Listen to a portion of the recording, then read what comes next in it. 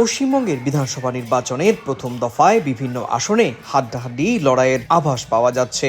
দার্জিলিং, আলিপুরদুয়ার, মালদা, মুর্শিদাবাদ সহ রাজ্যটির ১৬ জেলার ১৫২টি বিধানসভা আসনে লড়ছেন ১,৪৭৫ জন প্রার্থী।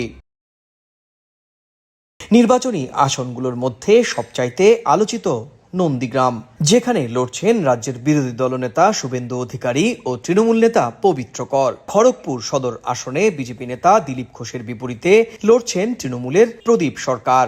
এক সময়ের প্রভাবশালী কংগ্রেস নেতা অধীর চৌধুরী লড়ছেন বহরমপুর কেন্দ্র থেকে। এবার আলোচনায় এসেছে কোটিপতি প্রার্থীর তালিকা। মোট প্রার্থীদের ২১% এবার কোটিপতি। সবচেয়ে বেশি রাজ্যের শাসক তৃণমূলের ১৫২ জন প্রার্থীর মধ্যে ১০৬ জনের সম্পদের পরিমাণ কোটির অঙ্ক ছাড়িয়েছে। বিজেপির রয়েছেন ৭১ জন, কংগ্রেসের ৫০ জন এবং বামেদের কোটিপতি প্রার্থীর সংখ্যা ২৪ জন। ১৩টি মশলার এক দারুণ কম্বিনেশনে তৈরি ইফাত রশিদ বিরিয়ানি মশলা। উৎসব এখন প্রতিদিন।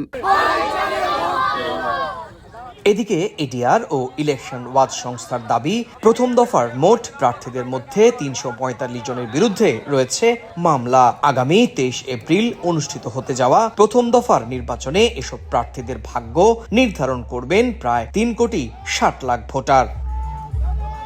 সুব্রত আচার্য, সময় সংবাদ, পশ্চিমবঙ্গ, ভারত।